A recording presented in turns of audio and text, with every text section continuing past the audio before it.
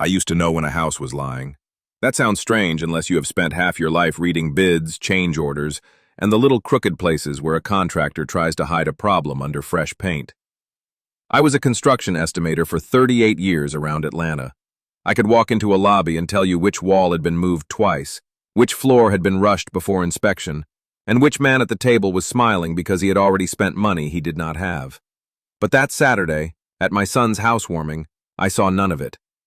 If you would have stopped before signing too, hit like, subscribe, and tell me in the comments, should a parent ever risk their own home to save an adult child's mistake? I saw Daniel standing on the front steps of a new house in a gated subdivision north of the city, one hand around a glass, the other waving me forward like he had been waiting all his life to show me this place. I saw the stone columns, the black metal gate, the wet driveway catching the low evening light. I saw my granddaughter Lily run across the foyer in socks, holding a paper key she had cut from yellow construction paper. "Grandpa, this is for you," she said.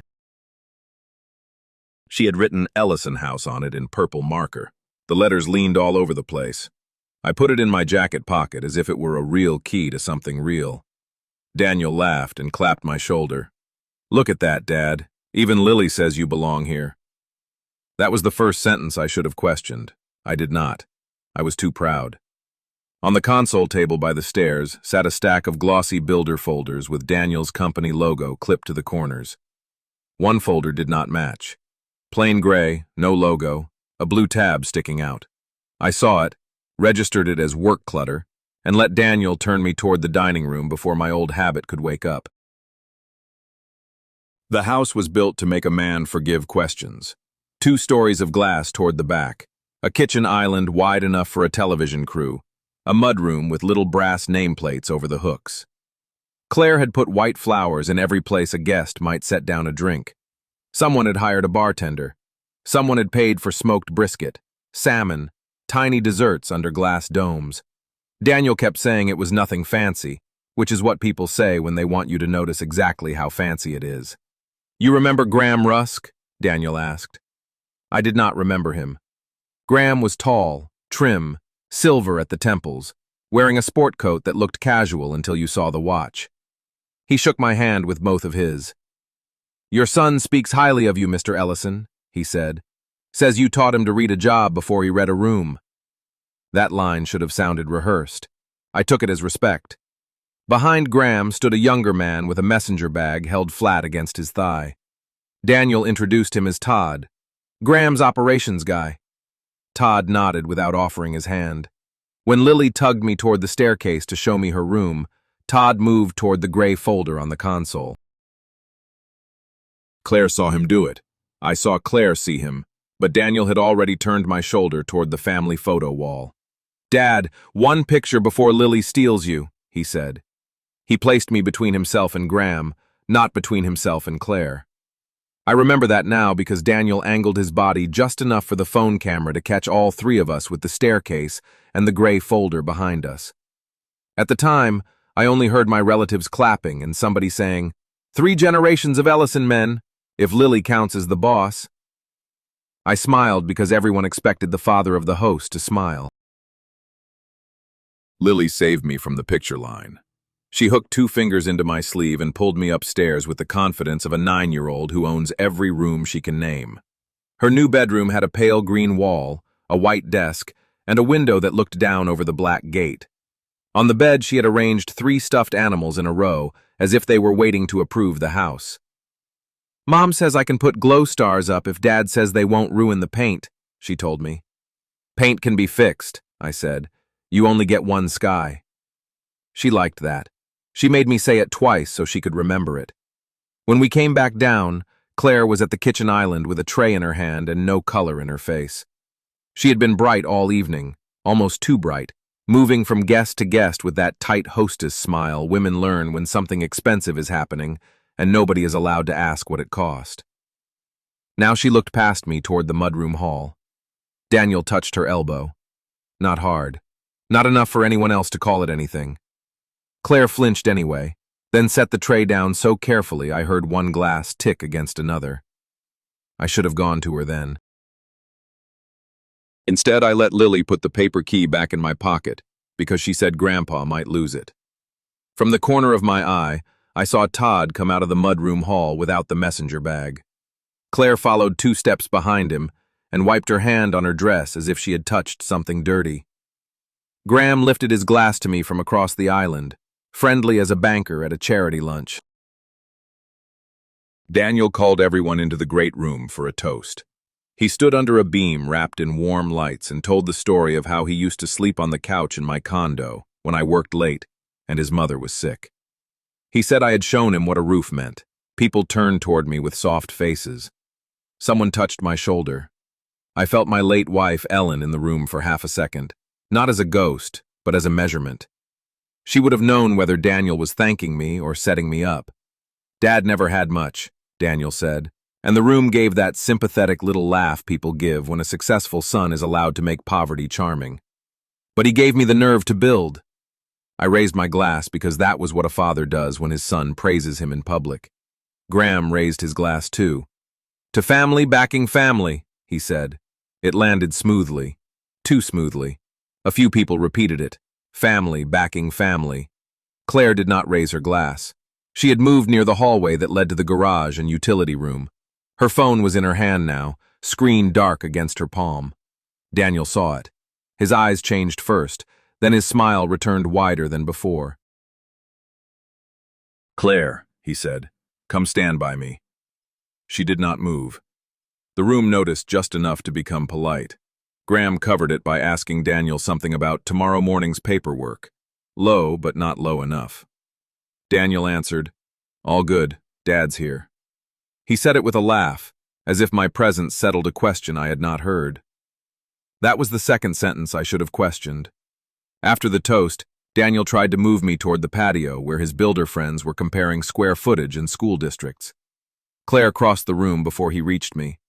She was still smiling for everyone else, but up close her mouth was trembling. "Martin," she said, "Lily wants to show you something in the garage." Lily was not near the garage. She was on the stairs with 2 cousins, teaching them how to slide down the banister without getting caught. Daniel heard Claire and frowned. "Now?" he said. Claire looked at him, and whatever she saw made her stop pretending. She put her fingers around my wrist.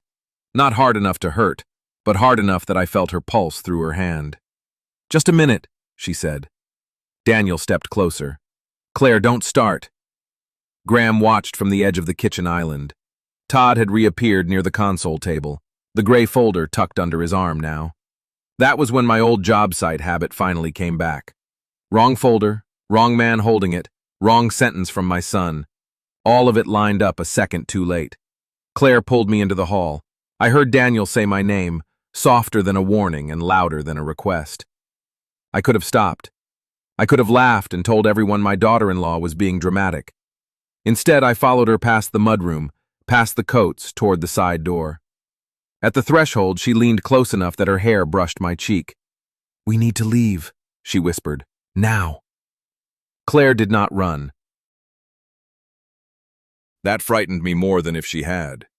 She walked fast, head lowered, one hand still around my wrist, the other holding her phone against her ribs. Behind us, the party kept breathing. Glasses, laughter, Daniel's voice saying something smooth enough to keep people from turning. The side door opened into a narrow walk between the garage and a hedge trimmed so tight it looked artificial. The night air smelled of wet mulch and expensive grill smoke. "Claire," I said, "what is going on?" "Not here." She did not let go until we reached her SUV near the guest parking strip outside the subdivision gate. Only then did she unlock it and push me gently into the passenger seat, the way you guide someone older when you are afraid they will decide to be dignified at the wrong time. She got behind the wheel but did not start the engine. Her hands stayed on top of it, white at the knuckles. My phone buzzed before she spoke. "Daniel." I let it ring once, twice, 3 times. Claire watched the screen like the call itself might open the door. "You really didn't see it?" she asked. "See what?" She closed her eyes. "Martin, the folder, Graham, Todd coming in through the service gate. Daniel putting you in every picture with them. You truly didn't see what they were doing? That was when irritation came before fear. I was an old man, but I was not a fool, and panic in someone else's voice can make pride stand up first. If you have something to say, I told her, say it plainly. Daniel called again. Claire reached across me, hit decline on my phone before I could answer, and then locked the SUV doors. If you talk to him before you look at this, he'll make it sound like I had a breakdown, she said. He already told me that if you walked out confused, the whole room would believe him. She turned her own phone toward me. The screen showed a photo taken crookedly, half blocked by a shelf in the utility room. It was not a full document. It was a folder tab, a typed label, and enough of a page beneath it for my breath to stop. My Decatur condo address was on that line. That could be anything, I said, but I had already leaned closer. Claire did not argue. She swiped to the next photo. This one showed a calendar invite on Daniel's tablet, caught from the side. North Lake title, Monday, 8:30. Under it, in a note field, were 4 words. Me-po, a backup security. M.E., she said. Martin Ellison. My mouth went dry. A power of attorney for what? For a bridge note Graham is supposed to fund tomorrow. Daniel said it was only temporary. 2 weeks. Maybe 3. He told me your condo was there only to make Graham comfortable until his buyer money came through. My condo is paid off. I know. I never agreed to pledge it. I know that too. The worst part was how quietly she said it. Not triumphant, not accusing, ashamed. She looked toward the subdivision gate and then back at the house lights beyond it. He told Graham you understood, she said. He said you were old school and didn't like talking paperwork at parties. He said family was family. Tonight was supposed to make it easy. Pictures first, toast first. Then tomorrow morning you sign what he calls a cleanup package. My phone buzzed again, then again. Daniel left a voicemail. The preview appeared before I touched it. Dad, just come back in. Claire is making this weird. I read that sentence twice because it was easier to be angry at Claire than afraid of Daniel. A father can forgive a son for being ambitious. He can even forgive him for being reckless if he thinks the recklessness is pointed at the son's own life. What I could not fit into my head was my address on a title package I had never seen. Why didn't you call me before tonight? I asked. Claire took that as a fair blow. She folded her hands in her lap. Because I wanted the house too, she said. Not like Daniel wanted it, but I wanted Lily to have the room. I wanted my parents to stop asking why we still rented. I wanted to believe him when he said Graham was temporary money and the title office was routine. Routine with my condo? At first he said your name was only there because you might co-sign if the bank dragged its feet. Then he said no one was asking you for anything tonight. Then Todd came with the folder, and I heard Graham say, no backup, no wire. The heater in the SUV clicked on, though she had not started the engine. Maybe it was the seat. Maybe it was my own blood rushing in my ears. Did you read the whole thing? No. I took the photo and Daniel came in. He told me to stop snooping through private business. Private business with my home address in it. She nodded once, and that small movement did more than any speech could have done. It told me she had run out of excuses before I had. Daniel called Claire next. She let it ring until the screen went dark. Then a text came through. Where are you? Do not do this in front of everyone. I said, answer him. Her head snapped toward me.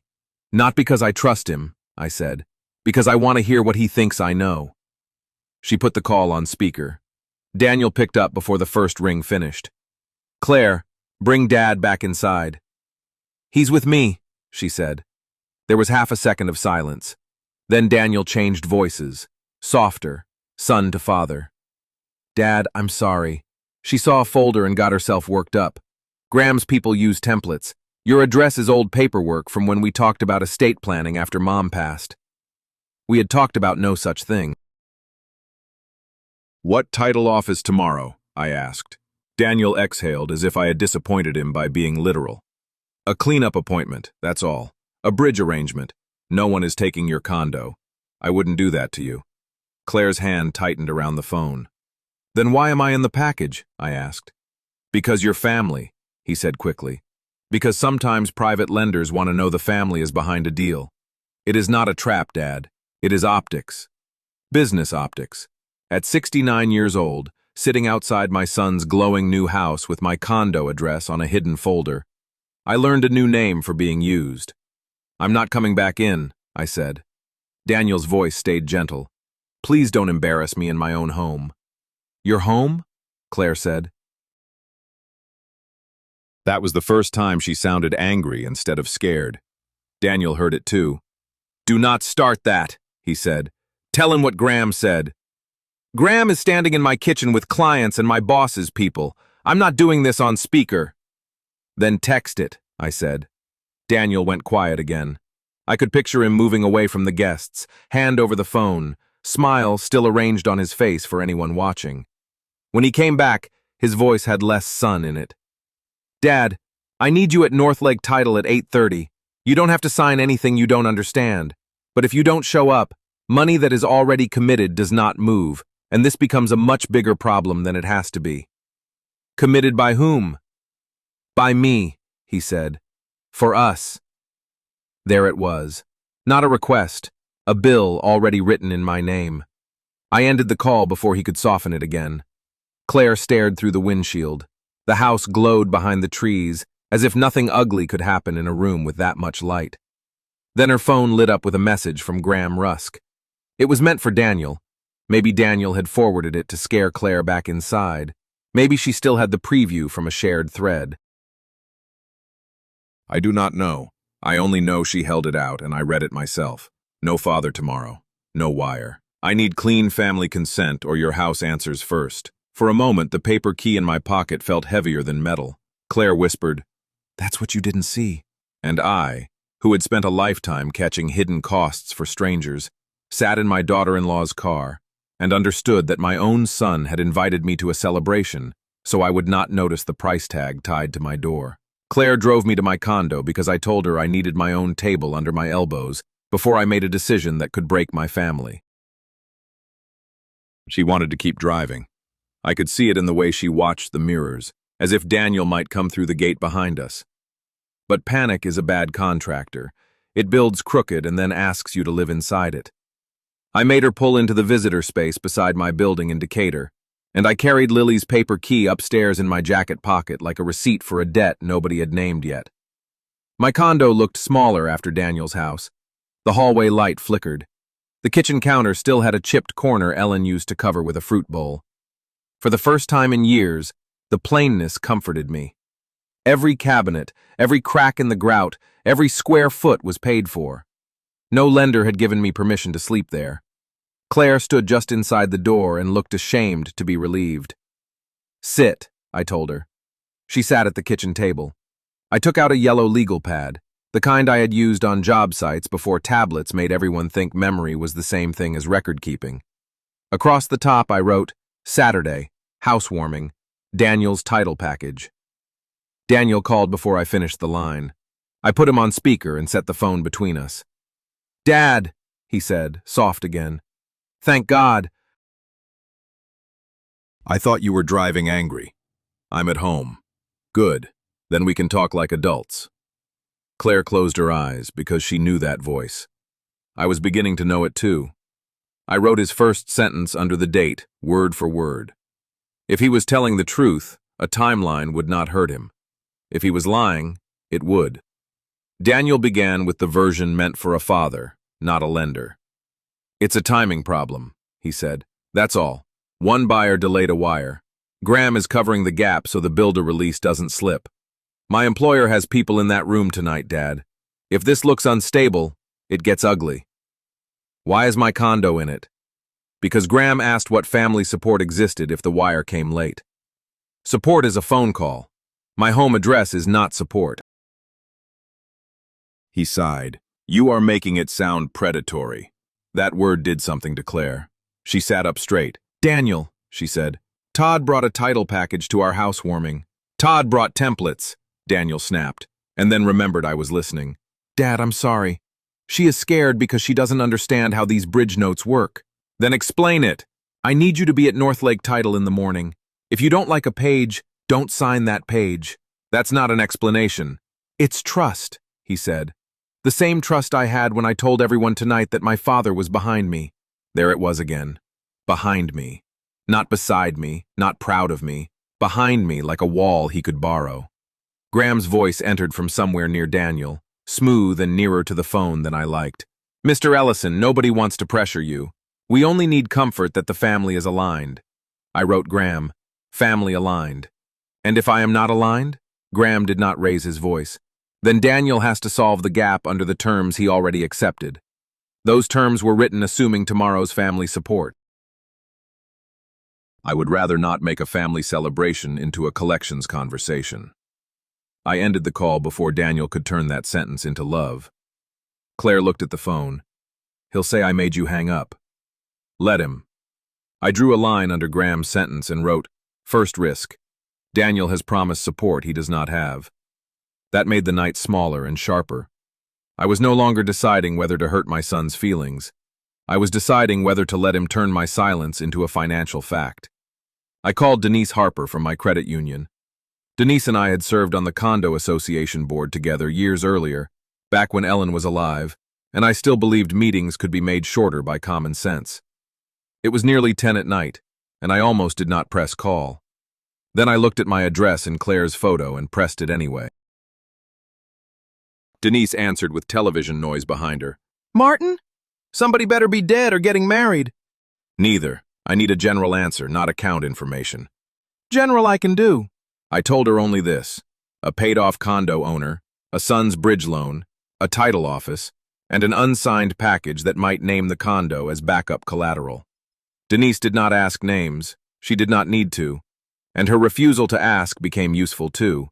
No one could later say she had leaked Daniel's private loan details to me.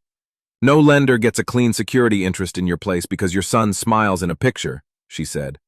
If they need your property, they need your actual authorization in the right documents. If somebody is talking power of attorney, your own lawyer reads it first. And you do not let a family emergency choose the lawyer. I wrote that down too. When I hung up, Claire had taken 3 napkins from the holder and lined them beside my legal pad. On the first, she wrote, Todd arrives. On the second, folder in utility room. On the third, Graham says no backup, no wire. Times, I said. She gave me what she had. Todd near the side hall before the toast. Daniel missing from the kitchen for 7 minutes. Graham asking about tomorrow while the guests were still drinking. Her photo taken at 8:41. My first missed call from Daniel at 8:56. It was not enough. That mattered. A frightened daughter-in-law with a phone photo could be dismissed by any family that wanted the prettier version. My phone buzzed again. Daniel, Dad, 1 sentence. Put me on speaker with Graham. Say you understand and will come in the morning. Then we can stop scaring Claire. I read it aloud. Claire shook her head once, fast. He needs your voice, she said. Of course he did. A text could be denied. A party photo could be explained. But my voice saying I understood would travel through that room faster than any document. Daniel called immediately after the text. I answered but did not greet him. Dad, he said. Just say, I understand, I'll be there. That's all. Nobody is asking you to sign tonight. Then nobody needs that sentence tonight. You're making this adversarial. No, I'm making it specific. Did you tell Graham I had agreed to support the bridge note? I told him my father would not let me get buried over a timing issue. That is not the same answer. For the first time, he lost the smoothness. It is the only answer a father should need. I wrote that down, and Daniel heard the pen scratch. Are you taking notes on me? Yes. The line went quiet. I wrote second risk. He wants my voice before he shows me pages. That single line made the speakerphone request look less like family peace and more like an audio receipt. Daniel used the silence. Dad, listen. I am your only son. I have 1 daughter. If this collapses, Graham doesn't lose sleep. I do. Claire does. Lily does. You can hate the paperwork tomorrow if you want, but don't make me look like a crook tonight. Then don't ask me to say a crooked thing. Fine, he said, and the softness cooled. Then at least don't poison everyone before I can explain. I have not called anyone. Claire has, he said, or she will. She has always needed an audience when she panics. Claire stared at the table. Her face changed, not with surprise but with recognition. He had used that line before. Daniel, I said, leave her out of it. She dragged you out of my house in front of my guests. She dragged me out before I signed something I had not seen. Nobody asked you to sign tonight. You asked me to promise tomorrow. He breathed hard once through his nose. Dad, only don't make me a fraud in front of my daughter. The call ended on his side before I could ask who else had heard him. 2 minutes later, a cousin texted me a picture from the party. Daniel smiling beside Graham, my own face between them from earlier, and a caption underneath that said, "Big morning for the Ellison house." Claire whispered, "He's going to tell them first." I looked at the legal pad, at the napkins, at the paper key I had placed beside them. She was right. By morning, if I did nothing, Daniel would not have to prove I agreed. He would only have to make everyone believe I had grown suspicious, old, and ungrateful. By 7 the next morning, Daniel had done what Claire predicted.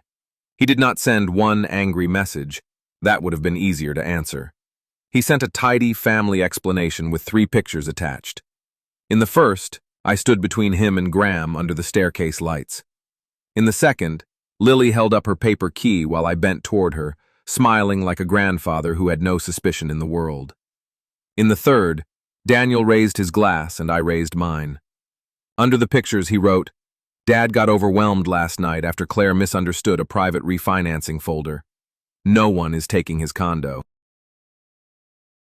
We are handling it as a family. Please don't feed panic." He sent it to the Ellison family thread, to Claire's parents, and to 2 cousins who had been at the party. One cousin answered before I finished reading. "Glad it was just confusion. Martin, we all get jumpy about paperwork at our age." At our age. I was 69, not buried. Claire read the thread over my shoulder. She had slept on my couch for 2 hours, still in her party dress, shoes lined up by the door as if Daniel might accuse her of theft by the way she set them down. "He made me the problem," she said. "He made both of us useful problems," I told her. Then her mother called, and Claire let it go to voicemail. We listened to the message on speaker. Her mother's voice was tight with embarrassment. "Honey, Daniel says you took a picture of private loan papers. You cannot do things like that in someone else's house. Call me before this gets worse." Claire covered her mouth. The false version had left Daniel's kitchen and entered every room where we would need help. I did not answer the family thread. That was the first hard thing I did that morning. Every sentence I wanted to type sounded like an old man defending himself. I set the phone face down and called Ben Carter at the subdivision gatehouse. Ben and I had known each other from an elementary school renovation 15 years earlier. He had run security on that job after a copper theft, and I remembered him because he logged everything, even rain delays. Men like that are annoying until the day you need a timestamp. "Carter," he answered. "Ben, it's Martin Ellison. I was at my son's housewarming last night." "I know. Saw your name on the visitor sheet." That one sentence steadied me. I need to know whether a man named Todd Mason came through the service gate before the toast. Messenger bag, gray folder. Ben went quiet. Papers shifted. "Martin, I can't just hand out resident logs." "I'm not asking you to hand them out.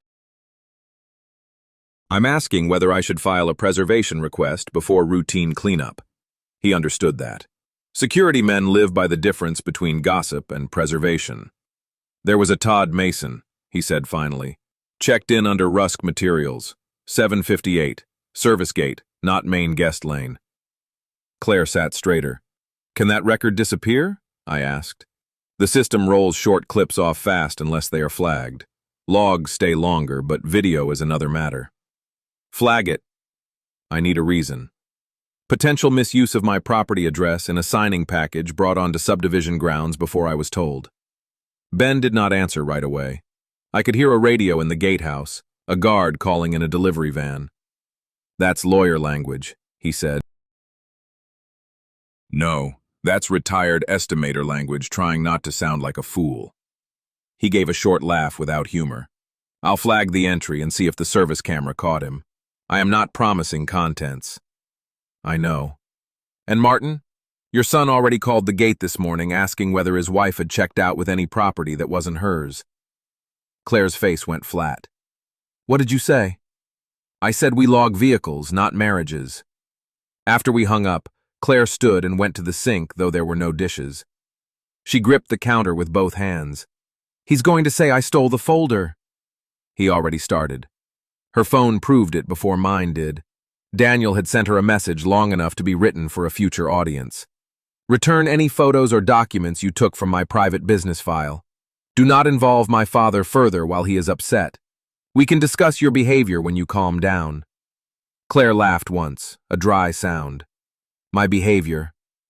I copied the message into the timeline. Then I wrote a rule for myself under it. Do not argue adjectives. Preserve events. The family thread kept moving. One cousin asked whether I still planned to go to the title office, just to clear it up. Claire's father wrote that Daniel was under pressure, and good men sometimes handled money badly without meaning harm. I typed, no reply. Silence cost me, but a messy answer would have helped Daniel more.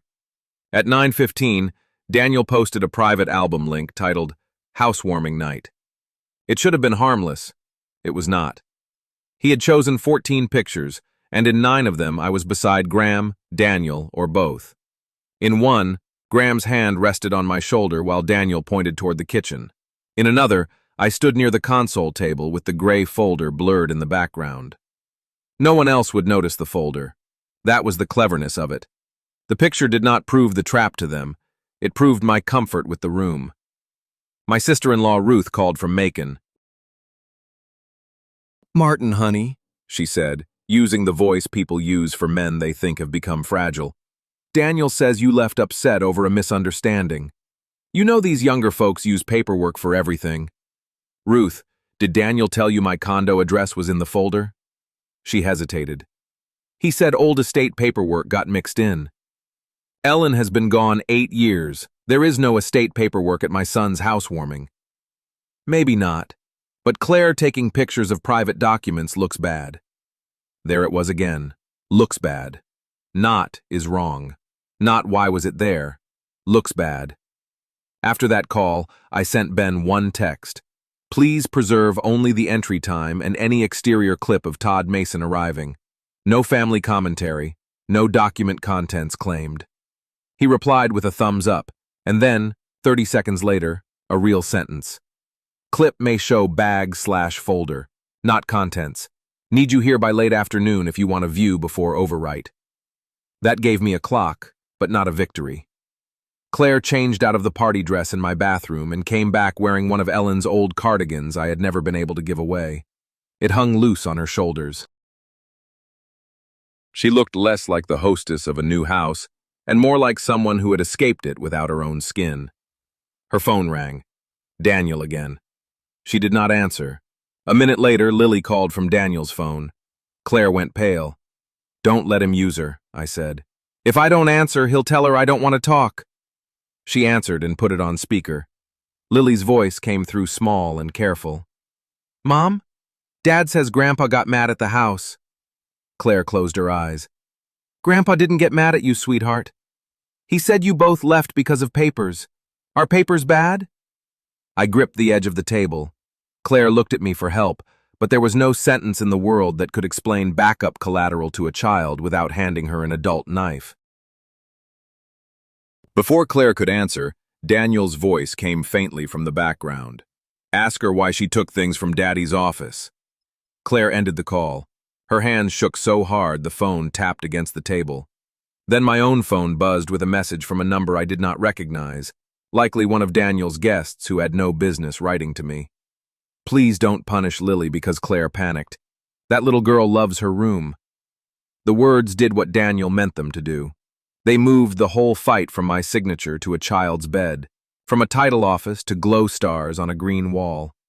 I looked at the paper key beside my legal pad and understood the next damage would not come from Graham or Todd. It would come through Lily. The message from Lily came at 10:32. It was not a call. Daniel had learned that calls could be ended. A voice memo could sit on my phone and wait for me like a small hand under a closed door. Claire saw her daughter's name and turned away before I played it. I almost did not press the button. That is the truth. I had held my ground against Daniel, against Graham's polite threat, against relatives who preferred a clean party picture to an ugly question. But a child's voice can make an old man reach for the easiest lie in the room. I played it. "Grandpa?" Lily sounded as if she had been told to speak clearly. "Dad says you're upset about the house papers. He says maybe we can't stay here if you don't help. Did I do something wrong? I put your key in my room because I thought it meant you liked our house." Claire made a sound and covered her face with both hands. The memo kept going. "Mom left and Dad says grown-ups are making it complicated. I don't want a different room. I already told Emma at school about the glow stars. Can you please not be mad at our house?" There was a pause, then Daniel's voice, faint but close enough to prove he was beside her. "Send it, baby." The memo ended. Nothing Graham had said touched me like that. Graham wanted security. Daniel wanted cover. Lily wanted to know whether a paper key had become a weapon in her own hand. I reached for the phone to call her back and almost gave Daniel what he wanted in the first sentence. Then I stopped, saved the voice memo, and wrote "Lily used after false house version." It felt cruel to make a note of a child's fear. It would have been more cruel to let that fear disappear into Daniel's story. Claire lowered her hands. "I did this to her." Daniel did. "No." She wiped her face with the sleeve of Ellen's cardigan. "Daniel crossed the line, but I walked beside it for months. I liked the renderings. I liked picking the light fixtures. I liked my mother saying finally. When Daniel said Graham was just bridge money, I heard what I wanted." She looked at the folder photo again. "When he said your name might make people comfortable, I told myself he meant a phone call. I did not ask the next question because the next question might take the house away before we moved in." That confession did not make me trust her less. It made the warning heavier. A person who admits the part that shames her is harder to dismiss than a person who claims she saw everything cleanly from the start. "What made you stop last night?" I asked. She reached for her phone and opened the folder photo again. "This line." She zoomed in past my address. Beneath it, half cut off, were the words, "Alternate security if primary release delayed." "Primary release is Daniel's buyer money," she said. "I heard Graham say it might not come. Then Todd said your signature could make the wire safe. Daniel said, Dad won't embarrass us once everyone sees the house." Claire swallowed. That was when I knew the party was not just a party. Daniel texted while she was still looking at the photo. "Tell Dad Lily is crying. If he confirms this was a misunderstanding, I will fix it with her. If he keeps letting you scare everyone, she hears the truth that Grandpa chose papers over her room." Claire read it once and slid the phone to me as if it had burned her. I opened a blank message to Lily and typed 3 angry versions I did not send. The first blamed Daniel. Delete. The second explained the title office. Delete. The third said Grandpa would never hurt you, which was true but too easy. Children know when adults use soft words to hide hard facts. I put the phone down and took Lily's paper key from beside the legal pad. The purple letters had smudged a little in my pocket. Ellison House. She had not written Daniel's house. She had not written my house. She had written our family name because that was what she thought a home meant. So I recorded my own voice memo. "Lily, this is Grandpa. You did nothing wrong. Your room did nothing wrong. Your paper key did nothing wrong." I breathed in and kept my voice steady. The grown-ups have to fix a grown-up promise before anyone signs papers. I am not mad at you, and I am not trying to take anything from you. I love you too much to pretend a wrong promise is right. I stopped there. Every extra sentence wanted to defend me. That would have made her carry more. Claire listened and nodded, crying without sound. "Send it," she said. "Will Daniel let her hear it?" "I don't know." I sent it anyway, then sent the same memo to Claire so there would be a copy outside Daniel's phone. That was the kind of small caution I hated needing and needed anyway. Daniel answered me, not Lily. That was a mistake. Now she thinks there is a wrong promise. Call me and fix this. I typed, "Did she hear it?" No answer. Claire's phone rang next. She put it on speaker without asking. Daniel did not say hello. "You two are turning my daughter against her home." "No," Claire said. "You put her in the middle." "I told her Grandpa got worried about papers. That is age appropriate." "You told her he might cost her the room." "Because he might." There was the bargain, stripped of all decoration. I leaned toward the phone. "Daniel, if you want Lily calm, tell her Grandpa is not taking her room. Tell her the adults are checking papers." "I will," he said too quickly. "As soon as you say this was a misunderstanding and you'll come to Northlake to clear it." "No." "Dad, listen to yourself. You would rather be right than kind." That sentence hit the exact place he aimed for. I had spent most of Daniel's childhood at job sites, arriving home with dust in my hair and numbers in my head. Ellen had been the soft place. I had been the practical one. A son remembers where to press. "Kindness is not lying to a child so an adult can get a signature," I said. Daniel went quiet. Then he said, "You are choosing Claire's panic over your own granddaughter." Claire reached for the phone, but I held up one hand. I needed Daniel to hear only me. "I am choosing not to sign what I have not seen." After the call, Claire wrote Daniel one message and read it aloud before sending it. "I warned Martin because his address was in a title package he had not approved. I did not steal your file. I photographed the tab because you would not answer why his condo was listed. Do not use Lily to force a signing." She sent it, then forwarded a screenshot to me. Her hand shook, but the record existed now. Daniel could still call her unstable. He could no longer say she had never stated the reason. The next hour was the hardest because nothing loud happened. No Graham at the door, no police, no lawyer with a miracle envelope. Only my kitchen clock, Lily's voice memo on my phone, and the knowledge that every minute made Daniel's version older than ours. At noon, my sister-in-law Ruth texted again. "Are you going to the title office? Daniel says not showing up makes everything worse." I answered with one sentence.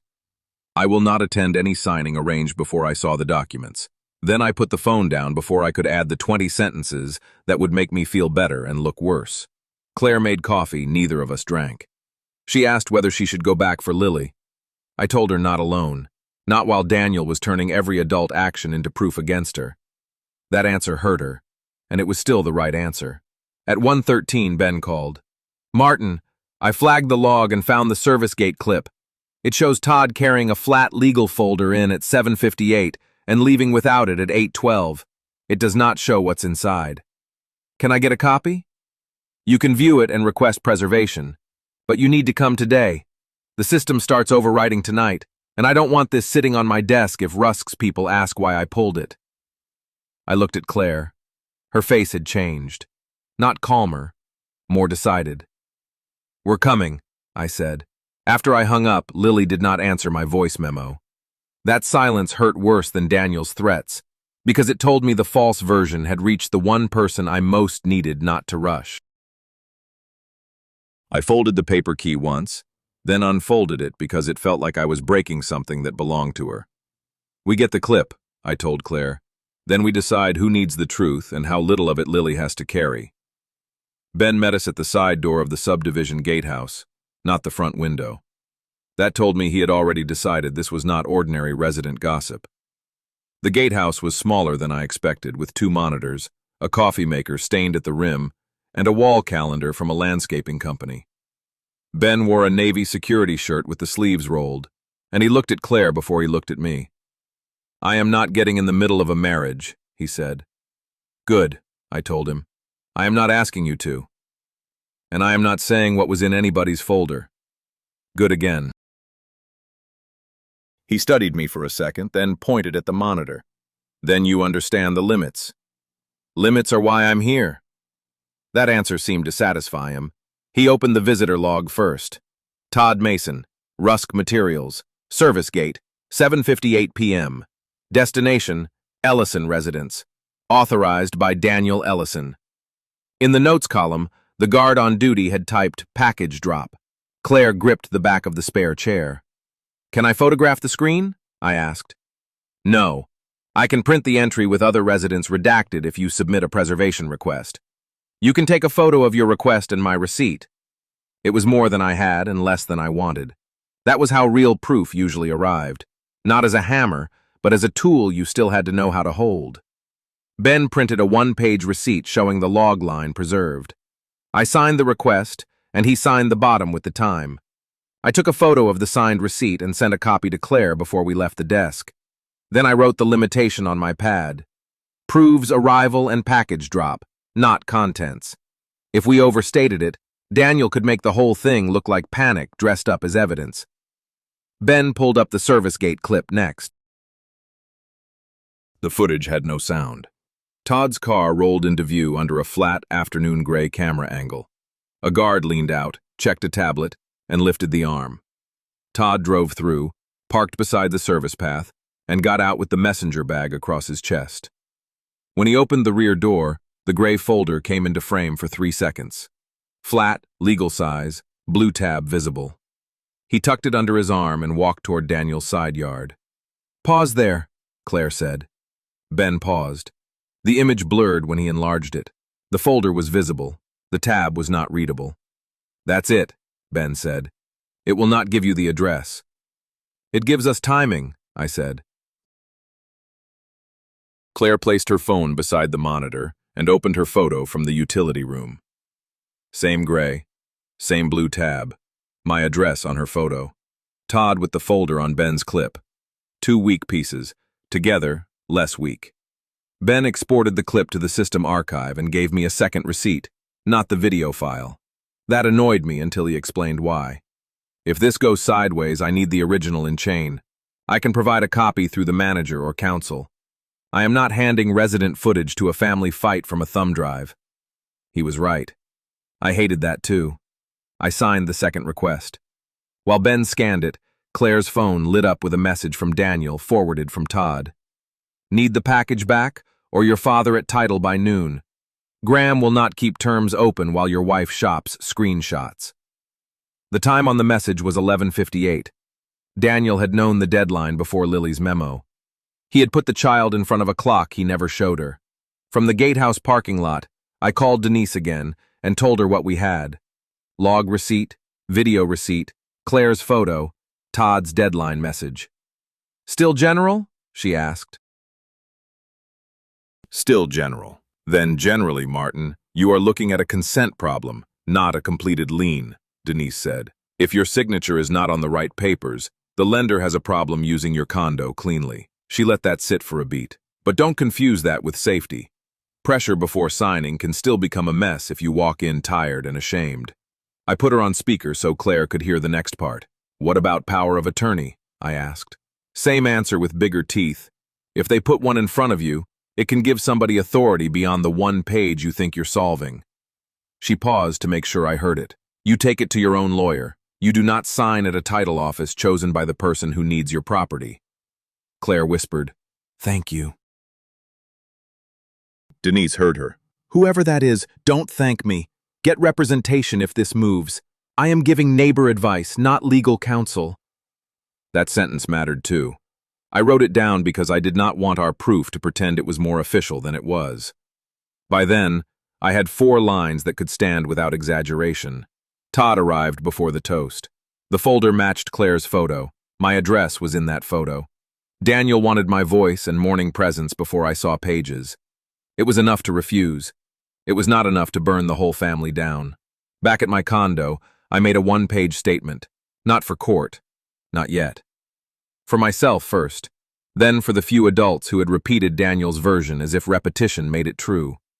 I wrote, "I did not authorize Daniel Ellison, Graham Rusk, Todd Mason, or any related company to use my Decatur condo as collateral, backup security, family support, or comfort for any bridge note.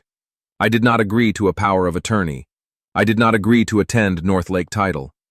I left the housewarming after Claire showed me a folder photo containing my address." Then I listed what we could support. Todd Mason entered the subdivision service gate before the toast under Rusk Materials. Claire photographed a folder tab containing my condo address.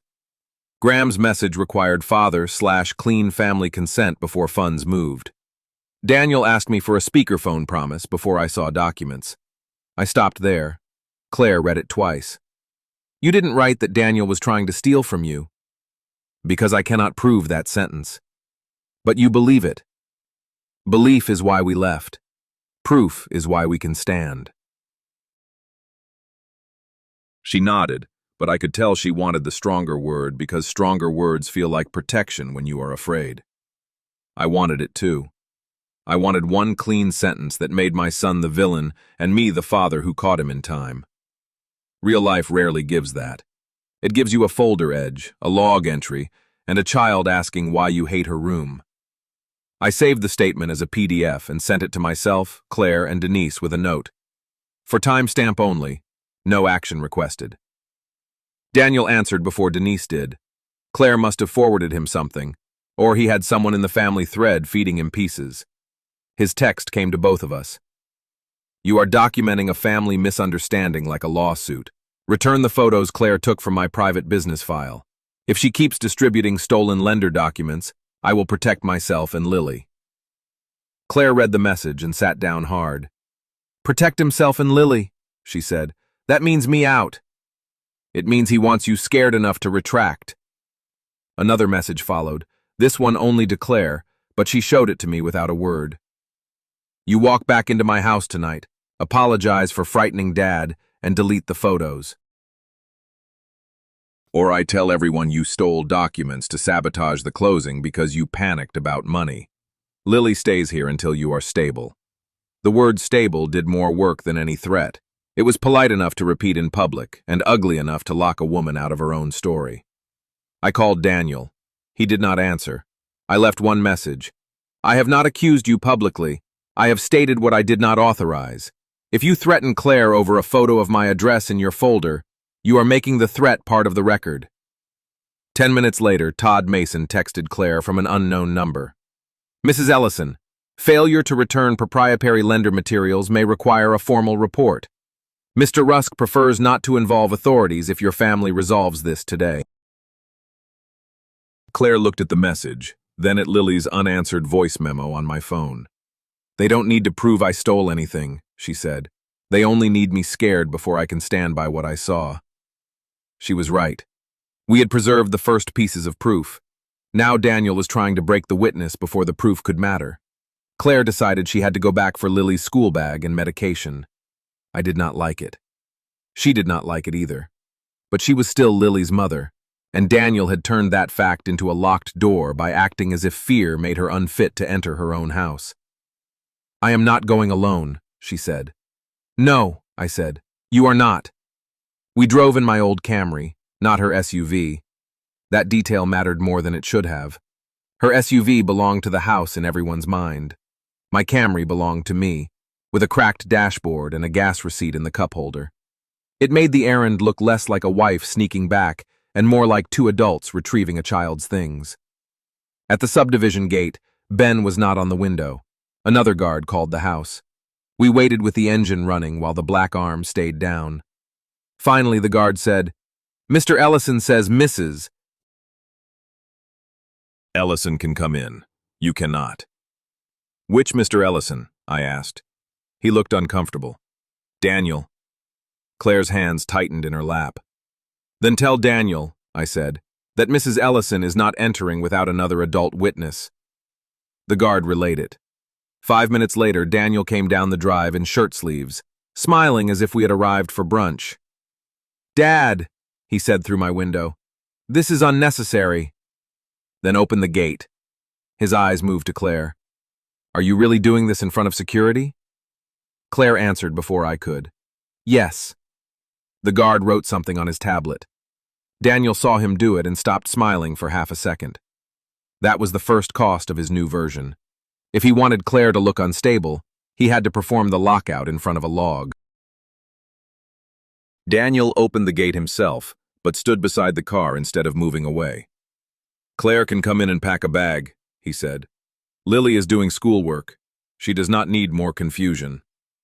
She needs her medication and her mother, Claire said. She needs calm. Don't use that word on me. He lowered his voice, but the guard window was open. You took pictures of Graham's file. You ran out with my father. You scared our daughter. If this becomes a custody issue, I have to show that you are acting rationally. Claire's face went white, then red. Custody issue? She said. I said if. That was how Daniel worked now. He did not place a brick on the table. He placed it near the edge and asked why you were staring at it. I opened my door. Daniel stepped back just enough. You are not discussing custody at a gate, I said. Dad, stay out of my marriage. You put my condo in your marriage. He looked toward the guard window again. You see, this is exactly what I mean. Claire has convinced you I am stealing from you. No, I said. Your folder convinced me my address was in your deal. Claire convinced me to leave before I made that your problem and mine. The guard looked down at his tablet as if he wished the pavement would swallow him, but he kept listening. Daniel finally let us through on one condition. 10 minutes, front hall only, no office, no utility room. Claire agreed because Lily's inhaler was upstairs and her school Chromebook was in the kitchen. Agreement under pressure is still pressure, but a child needed the bag. The house looked different in daylight. Without music and glasses and people admiring the stonework, it looked staged, as if nobody had lived there long enough to make a mistake. Lily's paper crafts still lay on the side table near the stairs. One of them said, "Welcome home," in uneven marker. Claire saw it and nearly stopped walking. Daniel stayed 2 steps behind us. I stayed 2 steps behind Claire. He did not like that arrangement. Dad, you're making this hostile. You made an escort necessary. Lily appeared at the top of the stairs in leggings and a sweatshirt. She did not run down. That told me Daniel had prepared her. Mom, she said. Claire took 1 step forward. Daniel raised a hand. Lily, sweetheart, Mom is getting a few things. We'll talk after everybody calms down. Claire froze. I am calm enough to hug my daughter. Daniel's smile tightened. Are you? Because last night you ran out of a house full of people with my private business information. Lily looked from him to Claire to me. That was the damage. Not one sentence, not one lie, but a child made to choose which adult's face to study for danger. Lily, I said gently, your mom came for your inhaler and school things. Nobody is angry at you. Daniel turned on me. Dad, do not coach her. Then stop staging her. Claire went upstairs only after Lily nodded. Daniel followed to the landing but did not let me pass the first step. She came down 6 minutes later with a backpack, a pharmacy bag, Lily's Chromebook, and 1 small overnight pouch for herself. No jewelry case, no laptop, no files. Daniel inspected the backpack anyway. Claire let him, and that surrender cost her more than any shout would have. At the door, Lily whispered, Are you coming back tonight? Claire looked at Daniel before answering. That glance told Lily more than any words. I stepped between them only enough to change the line of sight. Your mom is making sure grown-ups tell the truth before anyone signs papers, I said. That is all you need to carry today. Daniel said, There are no papers for Lily to worry about. Then stop making her worry about them. Lily held the banister.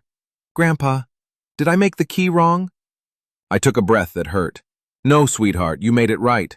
Grown-ups are the ones who forgot what a key is for. Daniel's face hardened. That's enough. Claire kissed Lily's forehead quickly, before Daniel could turn the moment into another scene. Then we left with the small bag, and the feeling of having abandoned a room we had not been allowed to enter. At the gate, I asked the guard for the entry note showing Daniel had restricted Claire's access and my presence. The guard said he could not give me the note. I said I was not asking for it then. Preserve it, I told him. Write that I requested preservation. Daniel heard from the driveway and shouted, Dad, are you building a case against your own son? I turned back. No, I am building a record because my son keeps changing the story. That sentence made the guard look up. It also ended the last useful lie Daniel had for Graham. He could still say I was angry. He could still say Claire was unstable.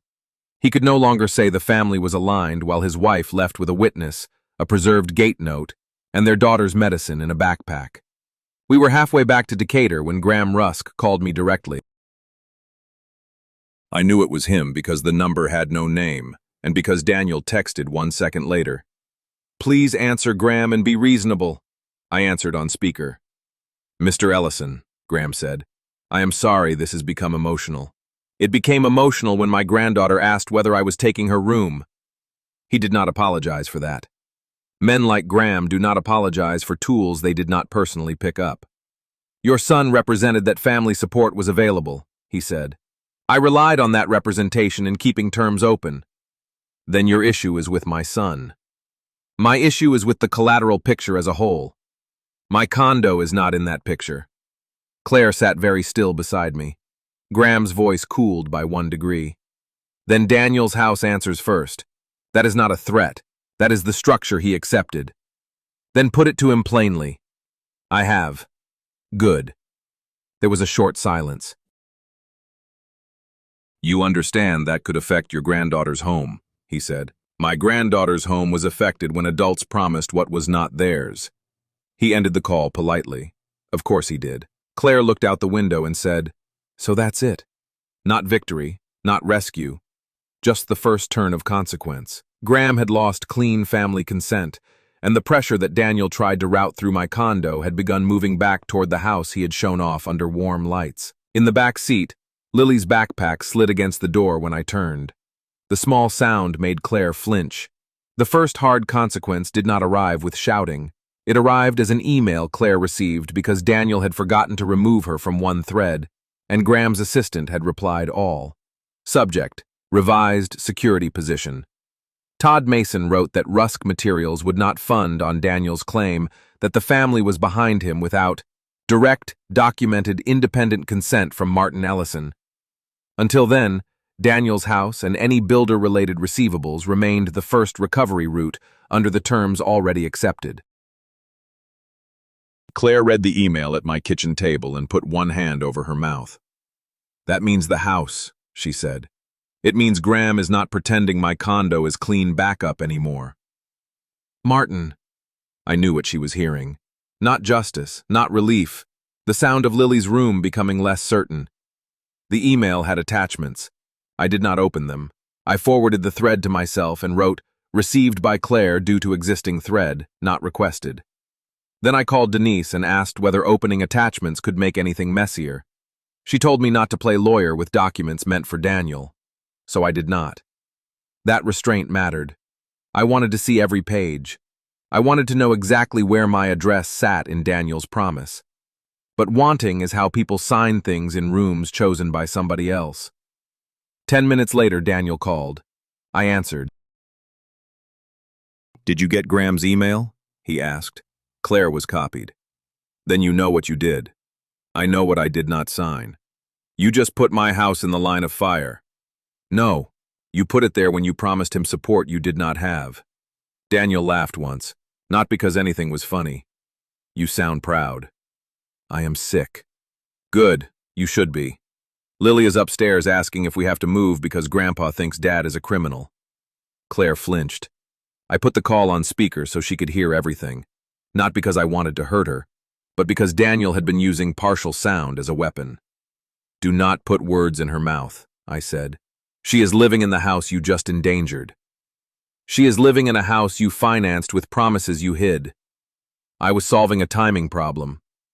You were solving it with my paid-off condo." "For 2 weeks!" he shouted, and there it was, the number he had tried to keep soft. 2 weeks is how people make you stop asking what happens on day 15. I wrote it down while he was still breathing hard. "Are you writing again?" he asked. "Yes, you said 2 weeks. Because that is all I needed." "Then you should have asked before the party." He went quiet. Claire looked at me, and for the first time I saw something besides fear in her face. The clean sentence had finally landed. If Daniel needed only a temporary favor, he could have asked in daylight, without Graham, without Todd, without Lily's paper key turned into pressure. Then another call came in on Daniel's side. He cursed under his breath and did not mute fast enough. "Mark, I can explain," he said away from the phone. Claire mouthed, "His boss." That was the second consequence. Graham's money problem was touching Daniel's work face. the part he had polished for guests and clients. He ended our call without goodbye. Mark Delaney called me 20 minutes later. I did not know him well. I knew his name because Daniel had said it at the party with the careful respect men use for someone who controls commissions. Mark introduced himself as senior operations at Daniel's company, then said he had received conflicting representations about a private financing matter involving a supplier tied to one of their customer accounts. I am not asking you to discuss your son's employment, he said. Good, because I won't. I am asking whether your property was offered, pledged, or represented as family support in any way connected to a bridge arrangement with Graham Rusk. That was a better question than most relatives had asked. I did not authorize it, I said. I did not agree to attend North Lake title. I have preserved a log showing Graham's assistant brought a package before I was told anything. I can send you my one-page statement if Daniel used my name in company-facing business. Mark was silent long enough to be reading notes. Send only the statement, he said. No family commentary. That's all I have. It was not all I had. It was all he needed. I sent the same narrow statement. No photos of Lily, no Claire confession, no voice memo, no family thread. Claire watched me attach it and said, "You could ruin him with more. More would ruin Lily, too." That was the line I kept stepping over and stepping back from. Revenge is easy when the innocent person is imaginary. Lily was not imaginary. Mark replied with one sentence. Received. Daniel will be removed from pending client advance discussions while we review. Claire read it and closed her eyes. Daniel's house had stopped being a celebration. It had become a question at his own office. Daniel came to my condo that evening. He did not buzz first. He waited for someone else to enter the building and followed them through, then knocked on my door with the heel of his hand. Claire was in the kitchen. I told her to stay where she was and opened the door with the chain on. Daniel looked older than he had the night before. Not humbled. Cornered. You sent Mark a statement, he said. He asked a direct question. You could have said this was family. It stopped being only family when you used my name in a financing conversation. He leaned close to the opening. Do you know what happens if they pull me from client advances? Graham tightens. The house gets marked. I lose the release. Lily loses the only stable thing I finally gave her. You gave her a house with a hidden bill under it. I gave her more than you ever gave me. That sentence came from somewhere old, and for 1 second I saw the boy who had watched me count overtime instead of vacations. Then he used the wound as a weapon.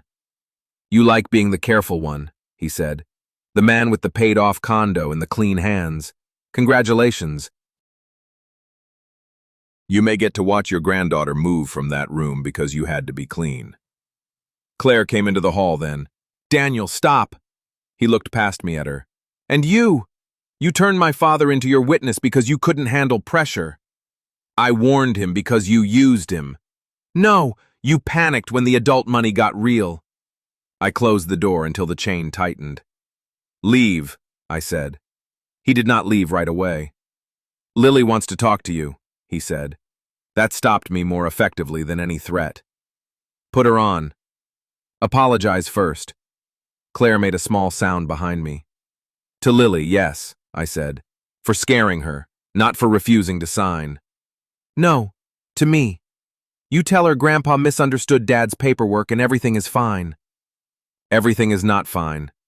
Then she does not need to hear your voice tonight. I looked through the narrow opening at my son, at the man who had built a house with windows large enough for everyone to admire, and a debt structure hidden behind a child's bedroom. I wanted to open the door. I wanted to grab him by the shirt like he was still 17 and shake the lie out of him. Instead, I kept the chain on. Then tell her Grandpa loves her, I said. Daniel's face changed. For 1 second, I thought he might. Then his phone buzzed. He looked at it and stepped back. Graham's people are meeting me in the morning, he said. If this goes the way it looks, remember you chose it. No, I said. I refuse to be the cover for it. He left. I heard the stairwell door close. Claire stood in my hallway with Lily's backpack at her feet. The house Daniel had shown off was still standing. My condo was still safe. Graham had not won my signature. Mark had not ignored the risk. And Lily still had not heard from me. That was how the hard consequence began. Not with satisfaction, but with a protected door, a collapsing facade, and a child's silence on the other side of the line. The next morning, I made the smallest packet I could live with. Not a family manifesto. Not a folder meant to humiliate Daniel. 4 items only: my written statement of non-consent, the preservation receipt from Ben, Claire's photo cropped to show my address and the folder tab but no extra pages, and Graham's message requiring clean family consent before money moved. I did not include Lily's voice memo. I did not include Daniel's worst texts to Claire. I did not include Mark Delaney's reply. Those were real, but they were not for the cousins who had repeated Daniel's version because it was easier than asking why my address appeared in a title package. At the top I wrote, "I am sending this only to correct the statement that Claire panicked over harmless paperwork and that I had already agreed to help. I did not agree. I did not authorize use of my condo. I left after seeing my address in a package I had never reviewed. Please do not discuss this with Lily." I sent it to Ruth, Claire's parents, and the 2 cousins who had written directly to me. Then I put my phone on the table and waited. Ruth called first. I did not answer. She texted instead. "I am sorry. I did not know your address was in it." Claire's mother wrote only, "I need to talk to my daughter." That was enough. I did not need everyone to bow their heads. I needed the false version to stop walking unchallenged through rooms where Lily might hear it. I did not send it to Daniel's coworkers. I did not post it online. I did not send it to the neighborhood group that had admired the house.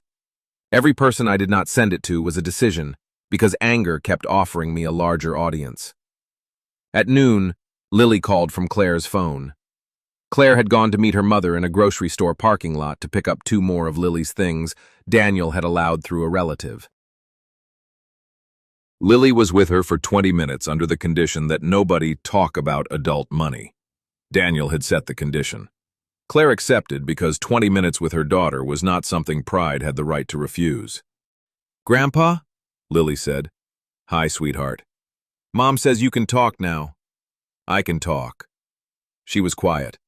I heard cars in the background, Claire's soft voice telling her to take her time. "Are you mad at Dad?" There were many true answers. Most of them were too heavy for 9 years old. "I am upset with some promises Dad made before asking me," I said. "That is between grown-ups." "But is the house bad?" "No. A house is wood and lights and rooms. People decide whether the promises inside it are good." "Did you not like my key?" I closed my eyes. "I loved your key. I kept it safe. Your key did exactly what a key should do. It reminded me that a home is supposed to open the right door, not lock somebody into a wrong promise." She breathed into the phone. "I don't understand." "I know. You don't have to understand all of it today. You only have to know this. You did nothing wrong, and Grandpa did not stop loving you or your room." "Dad said you could help and you didn't." "I would help with the truth," I said. "I will not help with a paper I have not read." She did not forgive me. Children should not be asked to forgive what they cannot measure. But she asked, "Do you still have the key?" And when I said yes, she whispered, "Don't throw it away." That was not peace. It was a thread. Daniel came that evening with no Graham, no Claire, no Lily. This time he buzzed from the lobby. I let him up because some doors need to be closed after a man has heard the word no directly, not through a phone or a chain. I did not invite him past the entry mat. He looked tired enough to be almost honest. "Graham is giving me one revised option," he said. "No title office ambush, no party. We do it clean. You pledge the condo as temporary backup. My house clears the release, and I pay to remove you in 30 days. I felt older than 69 then, not weaker. Older in the way a man feels when a road he thought ended turns and shows the same ditch again. No, you didn't even ask the terms. I know the property. Dad, I'm not asking for free money. I'm asking for family rescue. You are asking for the same thing with cleaner words." He took a folder from under his arm. Not gray this time. White. new, as if changing the folder changed the act. "Have your lawyer read it," he said. "Pick the lawyer, I don't care. But don't let my house go because Claire scared you." My answer is no. Then what am I supposed to tell Lily? "Tell her you asked Grandpa for something that was not yours to demand." His eyes filled, but not with surrender. With anger looking for a place to call grief. He held the white folder out. I did not touch it. "Leave with that," I said. "You won't even look? Looking is not consent, but you have already used my presence as consent once. I am not giving you a new picture." He lowered the folder. That small movement ended the revised rescue before it could become another staged moment. Daniel looked past me into the condo. The place had never impressed him. Too small, too old, too full of habits from a life he wanted to outrun. That night he looked at it differently. Not as home, as the asset that would not move. "So this is it," he said. "Your little paid-off box matters more than your son." "This condo is where your mother died," I said. "It is where Lily slept when she had the flu, and you and Claire both had work. It is where I learned how quiet a refrigerator sounds after a funeral. Do not call it a box because you need it to become collateral." He looked away first. I was going to pay it back. Maybe not. "But you were willing to risk my roof to protect the lie that yours was already safe." He shifted the folder from one hand to the other. "You always kept score." "No, I kept records. There is a difference." I took my keys from the little hook by the door and removed the spare key Daniel had carried for emergencies since Ellen's stroke. I had already changed the building code that morning, but the metal still mattered. "You do not have access here anymore," I said. His face changed then, not because of the key itself, because he understood the door had stopped being sentimental. It had become a boundary. "You're cutting me off?" "I am cutting off your access to my home, my signature, and my silence." The hallway seemed very narrow around us. Daniel looked at the spare key in my hand. "You kept that on the hook all these years," he said, "for emergencies." "This is an emergency." "No, this is a consequence." He flinched, as if I had slapped him. Maybe I had, with the only hand left to me. "What am I supposed to do?" he asked. "Tell Graham the truth. Tell Mark the truth. Sell what you have to sell. Restructure what you have to restructure. Tell Lily that adults made promises before they should have." "And if the house goes?" "Then it goes because it was not held honestly." His eyes hardened again. Easy to say from a paid-off condo. It is not easy. It is just true. For a moment, neither of us moved. I remembered Daniel at 10, sleeping on this same hallway floor because Ellen was in the hospital and he refused to take the bed. I remembered buying him a used drafting table when he said he wanted to build houses someday. I remembered every better version of him, and none of those memories changed the folder under his arm. He stepped back toward the elevator. "So I don't have a father anymore?" The question was built to make me chase him. I heard it and felt the pull. Claire, still in the kitchen, did not move. She let the silence belong to me. "You have a father," I said. "You do not have my condo." Daniel stared at me as if those two sentences could not live in the same room. Then he left with the white folder. I closed the door, turned the deadbolt, and held Lily's paper key in my hand until the elevator doors opened and shut at the end of the hall. Daniel did not lose the house in one dramatic afternoon. Real losses rarely respect a listener's appetite. They arrive as notices, revised terms, suspended approvals, meetings where nobody raises a voice, and calls a man takes in his car because he does not want his daughter to hear his tone. What happened first was his company review. Mark Delaney did not fire him that week. He did something worse for a man like Daniel. He removed him from client advance discussions and put every side financing conversation under compliance review. Daniel's name stopped being the one people used when they wanted a deal pushed through fast. Then Graham tightened the bridge note.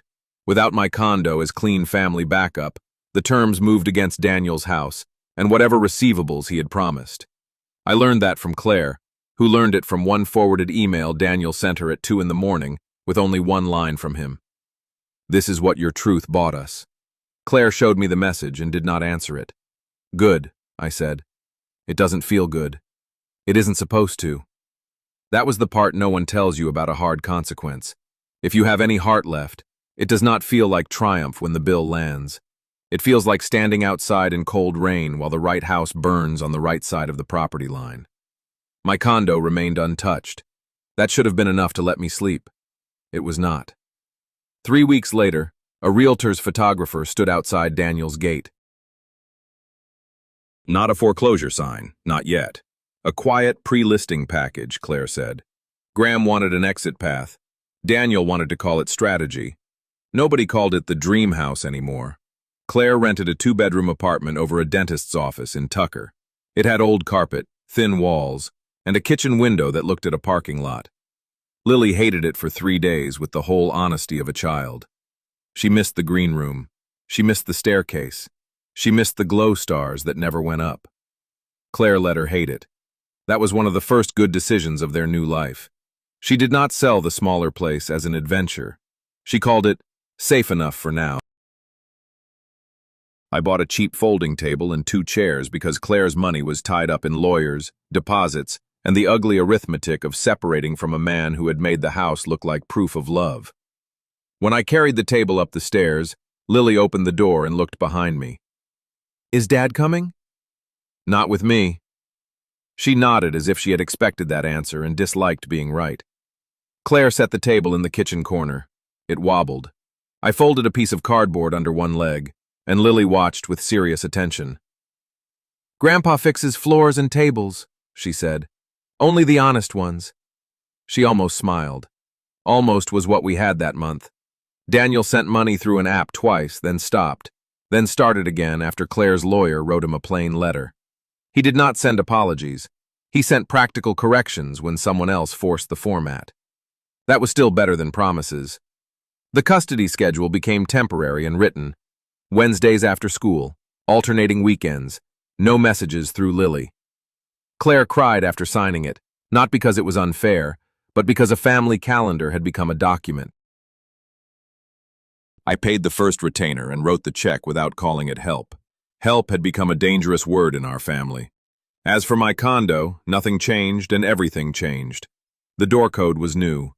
Daniel's spare key sat in an envelope in my desk, not thrown away, not returned. The legal pad with the timeline went into the same drawer as Ellen's old insurance papers. I kept the preservation receipts clipped behind my non-consent statement. I did not look at them every day. I did not need to. Their existence was the point. Daniel did not call for 2 weeks. Then he texted, "Send Lily's winter coat if Claire has it." No hello, no dad, no apology. Just the coat.